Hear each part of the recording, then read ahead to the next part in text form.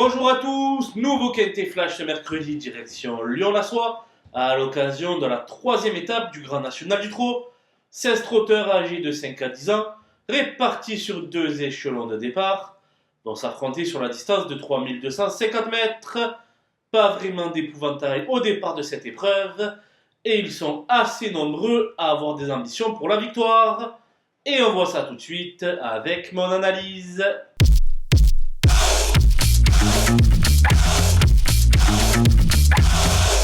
Les bases avec le 4, Ginkgo du Roussoir, un excellent droitier qui s'entend à merveille avec Eric Raffin. Préparé pour, il peut monter sur la plus haute marche du podium. Le 7, Harry Carizé, cherche sa course depuis un certain temps. Benjamin Rochard a choisi de monter sur son sulky au détriment de Guide-moi Forgan.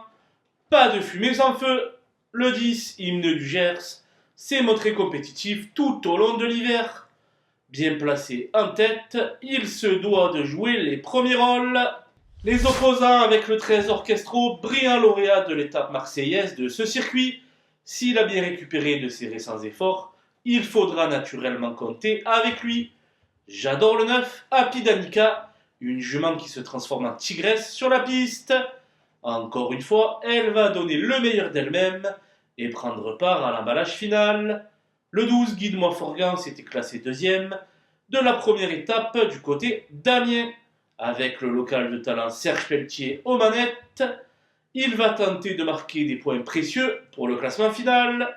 Le 8, Graal du Trésor, est présenté par l'excellent Mathieu Mauthier, qui a sans doute cette course dans le viseur depuis bien longtemps. Ses adversaires devront donc l'avoir à l'œil. Mon coup de poker sera le numéro 5 emblème orange, qui vaut beaucoup mieux que ne l'indique sa récente musique. Au premier échelon, il est capable d'apporter la réplique aux principaux favoris. Les outsiders avec le 6 Flash Royal, qui avait brillé dans ce GNT l'an passé, deuxième de l'étape de Marseille-Borelli. Il a été longtemps absent ensuite, et il a du mal à retrouver son meilleur niveau, mais sa récente quatrième place le montre sur le bon chemin. Avec le 14 Eberton, cela se joue dans la tête. S'il est décidé, il peut faire mal à bon nombre de ses rivaux du jour. Le 2, Gabelou Carizé, est le deuxième atout de Jacques-Étienne Tué au départ. Avec un parcours adéquat, la 5e place est dans ses cordes. Le 11, Fareggio Menuet, a pour lui sa position préférentielle au premier poteau. Il intéressera les amateurs de belle cote. Quant aux 3, Fuego du Mortier et Alas Eden Julery, ils devront compter sur des défaillances pour pouvoir obtenir une allocation.